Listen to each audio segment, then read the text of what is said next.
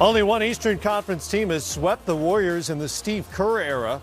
Friday night, the Bucks had a chance to become the second. Milwaukee did the hard part back on November 8th when they won in Oakland by 23. The Bucks outshot and out-rebounded the champs with Eric Bledsoe scoring 26, one of 3 Bucks with 20 or more. Could they pull off the sweep at home? It's one of the many questions we'll answer here on Game Time, presented by State Farm. Hi, everybody. I'm Matt Weiner, here to help me make sense of it all after a busy Friday night. Rex Chapman right there, the czar himself, Mike Fratello. Before the Bucks traded buckets with the Dubs, they were part of a 3-team trade, including the Cavaliers and the Wizards, as it turned out. Coming to Milwaukee from Cleveland, George Hill, and backup big Jason Smith from the Wizards. Matthew Dellavedova heads back to the Cavaliers, along with John Henson and a couple of draft picks, including a potential 2021 first-rounder. The Wizards picked up Sam Decker from the Cavaliers. In the deal, the Bucks not only pick up Hill and Smith, but could save around $19 million in cap room next season.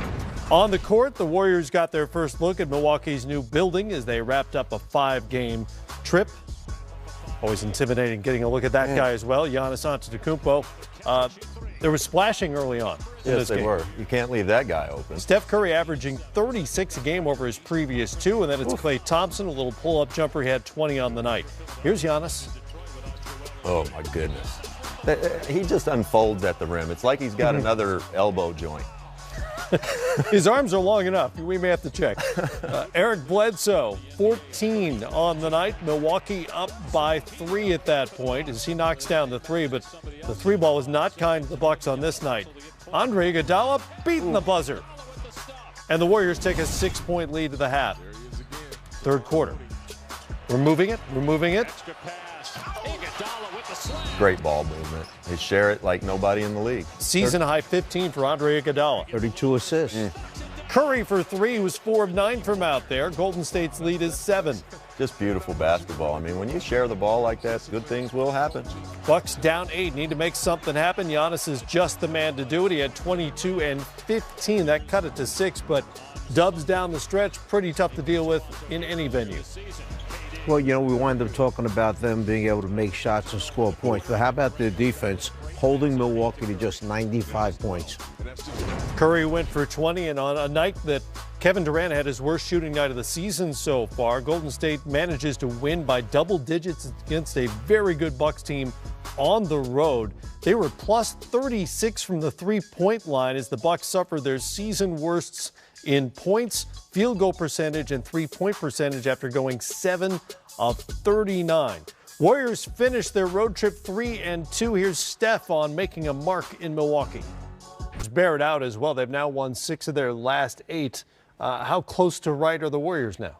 Well, I think we're seeing Golden State working their way back towards being the type of team they were when they won the World Championship last season. And unfortunately for the rest of the league, they have a huge piece sitting there. I don't mean Draymond.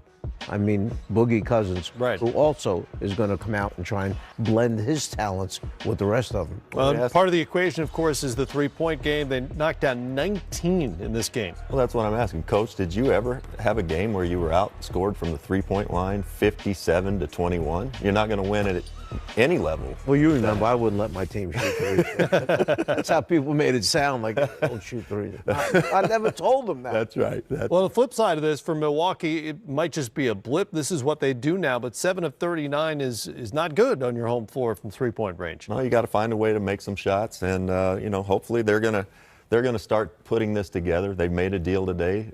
We'll see.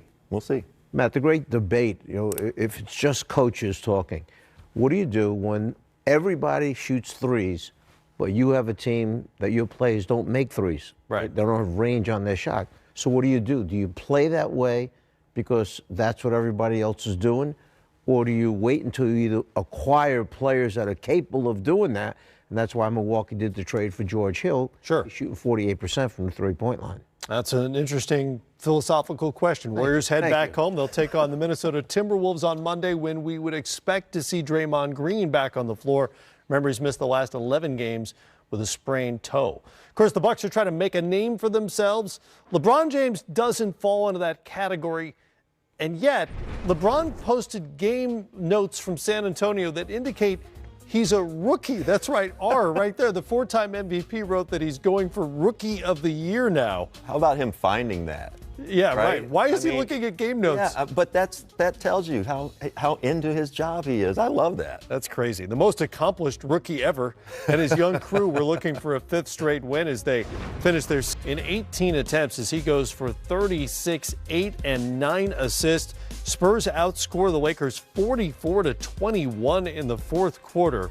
And take the season series. That's right, the season series, all 4 games, over. They win it 3-1. Lakers played without Brandon Ingram. He's got the ankle injury. Here's LeBron on letting it slip away in San Antonio.